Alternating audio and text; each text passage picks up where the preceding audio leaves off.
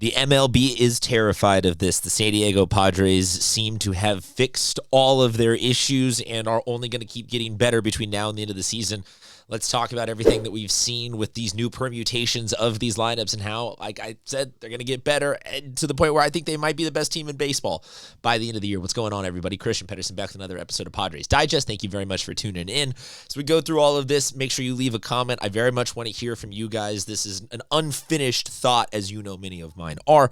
I want to get A to B, connect to B, connect to C, but I could also use some of your input along the way. Also, if you want to hit the subscribe button, it would be much appreciated. If not, no worries. I will always be here talking baseball, ready to go. Let me set the table for you guys in all of this. We are a little over now a week post-trade deadline, and we have gotten a look at all the different lineup permutations, and the Dodgers are losing, and we are winning, and it is now...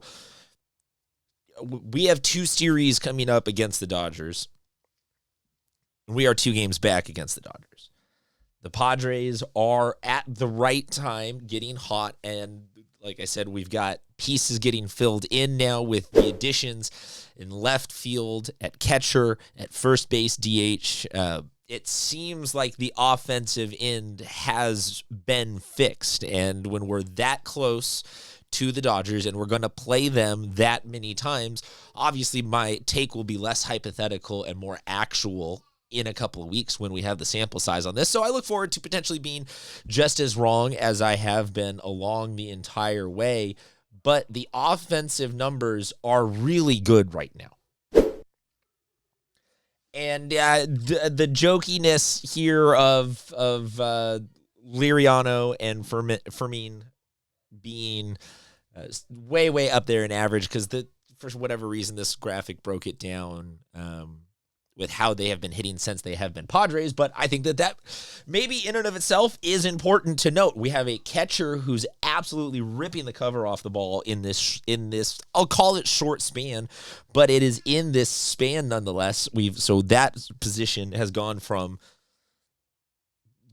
basically a sub 200 offensive black hole to actual offensive output, and Ramon Liriano hitting that well is as good as we've had in that left field spot at all. And he can move now Gavin Sheets over to focus on getting situational DH role. As you see, Sheets is regressed to a 250 hitter in the span of letting him get enough, like a regular season at-bats. But I think that goes up. And I know that batting average is really not a main thing anymore, and I get it. Okay, it's just I still like to use it as roughly the North Star of the main direction that we all look for offensive analysis. And getting Gavin Sheets to go up to 260 because we've focused now on being able to get him to hit against righties and do the more gameplay matchy-uppy type of things, to me, is awesome. That we get to then assume that will go up. So for his batting average lineups, we've seen different versions of them in terms of who's hitting where and in what permutation. And I think that matters a little bit less now that we don't have spots in the lineup that we're trying to hide as much. So we're able to actually, I think, have a real discussion about, like, what is the best version of this, and start talking about the permutations of saying, how does this match up against the Dodgers? How did this match up recently against the Mets? How will this match up against the Phillies or whoever it is that might be in the way of the San Diego Padres for an eventual... We still got to think about this as a World Series team. It's a team that, I get it, we got to make it to the playoffs and all that, but we are 2 back, like I said, of the division itself. We're in control of a wild card spot, and this is where I now think, like, it's awesome that we get to start having the conversation about what's our best righties lineup, or lineup versus righties? What's our best lineup versus lefties? Well, do you like this better? Do you like that better? We've gotten back to the point we were at, I think, tail end of last year, where we actually had depth. we had the ability to go to some different pieces and go in some different directions. And I think we all kind of universally agree that that was the Padres succeeding because there was nothing really ultimately that the opponents could throw at us that we weren't in some way, shape, or form prepared for. Combine all this with on the pitching side, we still have issues at the 5 hole maybe, and we're going to see Nestor Cortez, and I will be curious if we ever see JP Sears again. But Michael King is coming back, and so it's like heading into this 2 weeks against the Dodgers. It's going to be a test, and it's going to be a lot of high leverage moments. Shohei is playing extremely well for the Dodgers. Beyond that, I don't think that they are playing like absolute world enders right now.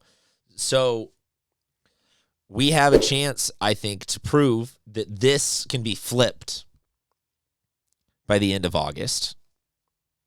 And at that point, I think, well, I mean, I obviously think that Padres become scariest team in baseball because I am a part of a Padres YouTube channel, and it is my job to be a Padres stan.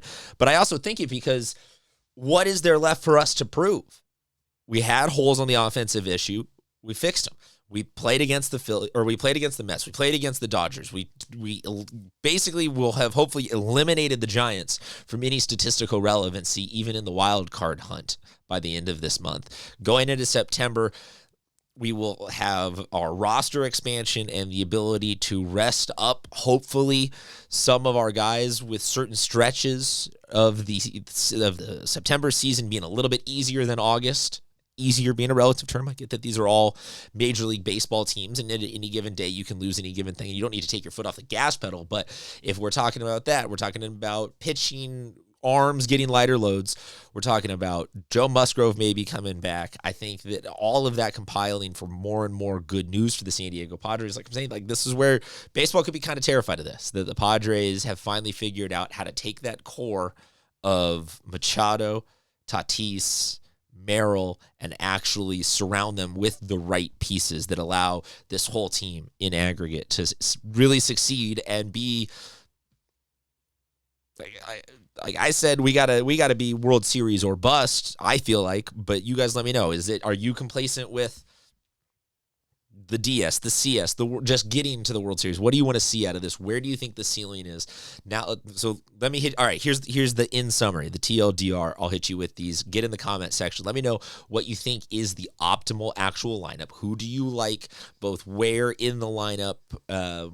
If you want to talk righties versus lefties, sure, we can have that breakdown. Or do you just say give spots to X, Y, and Z and bring these other guys off the bench?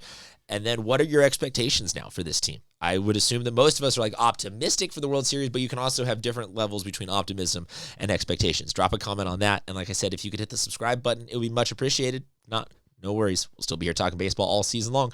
Talk to you guys next time.